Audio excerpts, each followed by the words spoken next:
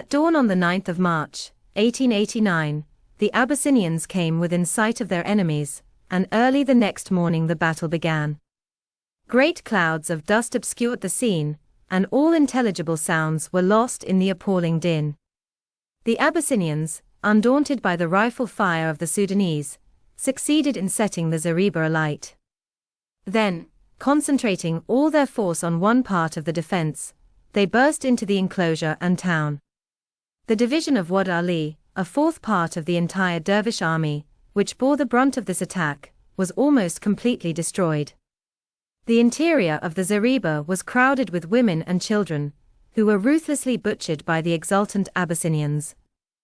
The assailants scattered in all directions in search of plunder, and they even had time to begin to disinter the body of Abu Anga, which they were eager to insult in revenge for Gondar. The dervishes already wavered, their ammunition began to fail, when suddenly a rumor spread about among the Abyssinians that the king was killed. Seizing what booty they could snatch, the victorious army began a general retreat, and the zareba was soon cleared. The Arabs were too exhausted to pursue, but when on the following day the attack was not renewed, they learned, to their surprise, that they were the victors, and that their enemy was falling back towards the Atbara River.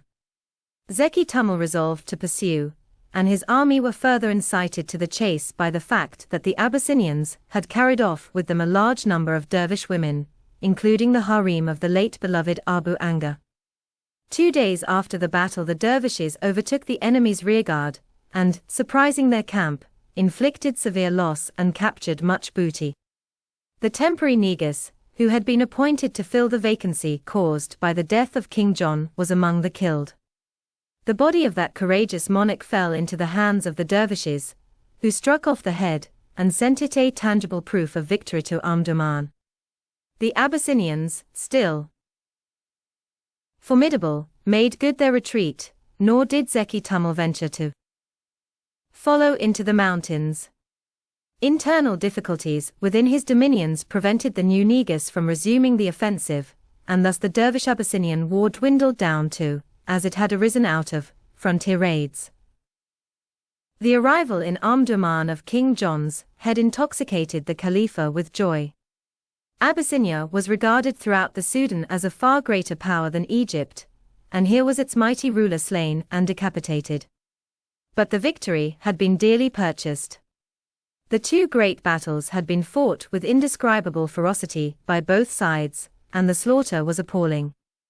No reliable statistics are available, but it may be reasonably asserted that neither side sustained a loss in killed during the war of fewer than 15,000 fighting men. The flower of the dervish army, the heroic blacks of Abu Anga, were almost destroyed. The Khalifa had won a Pyrrhic triumph. Never again was he able to put so great a force in the field, and although the army which was shattered at Omdurman was better armed and better drilled, it was less formidable than that which broke the might of Abyssinia. During the progress of the struggle with Abyssinia, the war against Egypt languished. The Mahdi, counting upon the support of the population, had always declared that he would free the Delta from the Turks, and was already planning its invasion when he and his schemes were interrupted by death. His successor inherited all the quarrel, but not all the power. Much of Muhammad Ahmed's influence died with him. Alive, he might conquer the Moslem world; dead, he was only a saint. All fanatical feeling in Egypt soon subsided. Nevertheless, the Khalifa persisted in the enterprise. The success of the Abyssinian war encouraged and enabled him to resume the offensive on his northern frontier, and he immediately ordered Wad el-Najumi, who commanded in Dongola, to march with his scanty force to the invasion of Egypt. The mad enterprise ended, as might have been foreseen, in the destruction of both emir and army at Toski. The Khalifa received the news with apparent grief, but it is difficult to avoid suspecting him of dark schemes. He was far too clever to believe that Egypt could be conquered by 5,000 men. He knew that besides the Egyptians there was a strange white tribe of men, the same that had so nearly saved Khartoum. But for the English, he exclaimed on several occasions, "I would have conquered Egypt." Yet, knowing of the British occupation, he deliberately sent an army to its inevitable ruin. It is difficult to reconcile such conduct with the character for sagacity and intelligence which Abdullah has deserved. There is no doubt that he wanted to conquer Egypt.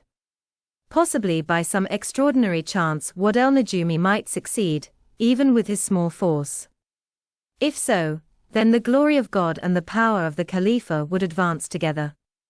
If not, and herein lies the true reason for the venture, the Rivuain tribes would have received a crippling blow. The terrible slaughter of the Abyssinian War had fallen mainly on the Jahadiya and the Eastern Arabs. The jealous tribes in the north had not suffered. The balance of power was in need of readjustment. The Jalin and Barabra were fast becoming dangerous. Najumi's army was recruited almost entirely from these sources. The reinforcements sent from Omdurman consisted of men selected from the flag of the Khalifa Sharif, who was growing too powerful, and of the Batahin tribe, who had shown a mutinous spirit, or Walda, 10 years' captivity. The success of such an army in Egypt would be glorious. Its destruction anywhere would be convenient. Whatever Abdullah's motives may have been, his advantage was certain. But the life of the empire, thus compelled to prey upon itself, must necessarily be short. Other forces were soon added to the work of exhaustion. The year following the end of the Abyssinian War was marked by a fearful famine. Slatin and Orwalda vie with each other in relating its horrors: men eating the raw entrails of donkeys, mothers devouring their babies, scores dying in the streets, all the more ghastly in the bright sunlight, hundreds of corpses floating down the Nile. These are among the hideous features. The depopulation caused by the scarcity was even greater than that produced by the fighting. The famine area extended over the whole Sudan, and ran along the banks of the river as far as Lower Egypt. The effects of the famine were everywhere appalling. Entire districts between Omdurman and Berber became wholly depopulated. In the salt regions near Shindi, almost all the inhabitants died of hunger. The camel-breeding tribes ate their she-camels. The Riverine peoples devoured their seed corn. The population of Galabat, Gedaref, and Kassala was reduced by 9/10, and these once considerable towns shrank to the size of hamlets. Everywhere the deserted mud houses crumbled back into the plain. The frightful mortality, general throughout the whole country, may be gauged by the fact that Zeki Tummel's army, which before the famine numbered not fewer than 87,000, could scarcely muster 10,000 men in the spring of 1890. The new harvest came only in time to save the inhabitants of the Sudan from becoming extinct. The remnant were preserved for further misfortunes. War, scarcity, and oppression there had always been. But strange and mysterious troubles began to afflict the tortured tribes. The face of heaven was pitiless or averted. In 1890 innumerable swarms of locusts descended on the impoverished soil. The multitude of their red or yellow bodies veiled the sun and darkened the air, and although their flesh, tasting when roasted like fried shrimps, might afford a delicate meal to the natives, they took so heavy a toll of the crops that the famine was prolonged and scarcity became constant. Since their first appearance, the locusts are said to have returned annually, or Walda, 10 years' captivity. Their destructive efforts were aided by millions of little red mice, who destroyed the seeds before they could grow. So vast and immeasurable was the number of these tiny pests, that after a heavy rain the whole country was strewn with, and almost tinted by, the squirrel-colored corpses of the drowned. Yet, in spite of all the strokes of fate, the Khalifa maintained his authority unshaken. The centralization, which always occurs in military states, was accelerated by the famine. The provincial towns dwindled, thousands and tens of thousands perished, but Omdurman continually grew, and its rulers still directed the energies of a powerful army. Thus for the present we might leave the Dervish Empire. Yet the gloomy city of blood, mud, and filth that arose by the confluence of the Niles deserves a final glance, while still in the pride of independent barbarism. It is early morning, and the sun, lifting above the horizon, throws the shadows of the Khartoum ruins on the brimful waters of the Nile. The old capital is solitary and deserted. No sound of man breaks the silence of its streets. Only memory broods in the garden where the pashas used to walk, and the courtyard where the imperial envoy fell.